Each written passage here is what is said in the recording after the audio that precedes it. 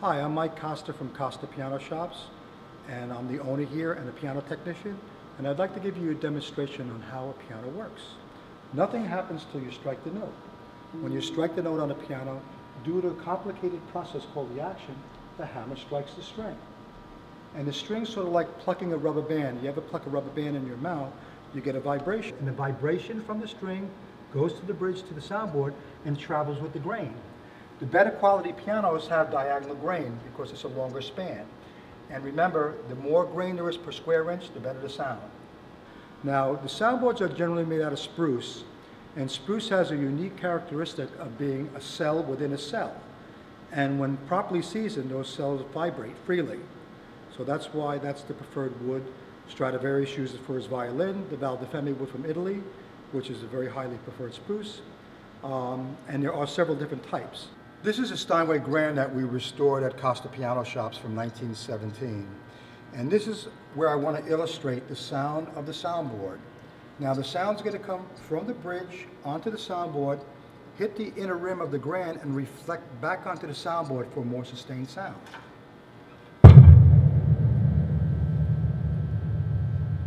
So the soundboard is the speaker in the piano. Here's the key in the piano. The piano key is made out of spruce, or the key stick as we call it. This is the capstan here. This is the back check. This is the balance rail bushing, and this is the front bushing, or front rail bushing. Now this pivots along this pin called a balance rail pin. Now on a vertical piano or an upright piano, we can come a little closer and we can see this is a Charles Walters made in America, and these keys are individually lead weighted. And actually what they do is they mark them off because they take one at a time on a scale and weigh them individually. And they get the balance perfect on it. So the way it feels when you're playing it is nice and even across the board. This is the back frame of a piano, and these are called back posts. The idea of the back post is to take the stress off the cast iron plate. There's more than 5,000 pounds of down bearing on the plate of a grand piano and an upright piano. So therefore, you want to make sure that you take the stress off the plate, and that's the primary job of the back post. Now this piano is a Charles Walters vertical, and you'll notice it has these two pieces of wood, one here and one on the side over there, on the bottom. These are tone deflectors. What happens is when the sound's starting to leave the soundboard, the tone deflectors push the sound back to the middle for, again, a more sustained sound. This is a piano hammer. Piano hammers are made out of wool.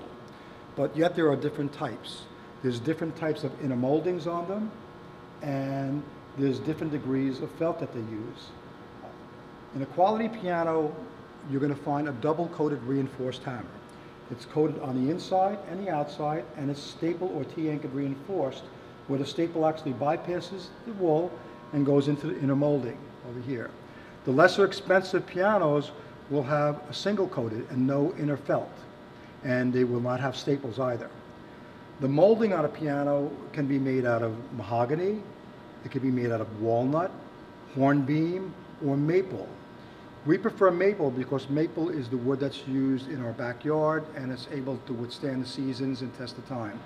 Maple in American pianos, I should say Northern America, is pretty much the wood that we want to use because of the fact that over dry winters, you don't have to worry about any issues with maple as you would with beechwood or hornbeam. The European woods tend to have a little bit more issues with our dry climates. This is a piano tuning pin.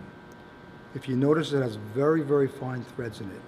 What a tuning pin does is it actually bypasses the cast iron plate and screws into the wood behind it. Now, years ago, they would make tuning pins strictly out of blue steel. And today's tuning pin is blued steel and nickel plated on the end so they don't rust. And remember, this tuning pin is going to be turned and turned twice a year for the life of the piano. So therefore, it's good to have the blue steel on the inner part, and you don't want to have too much nickel plating on the inner part because it's a kind of a slippery type substance when you're going into wood. You want to make sure that it's blue steel on the inner part and blue steel nickel plated on the outer part of the piano.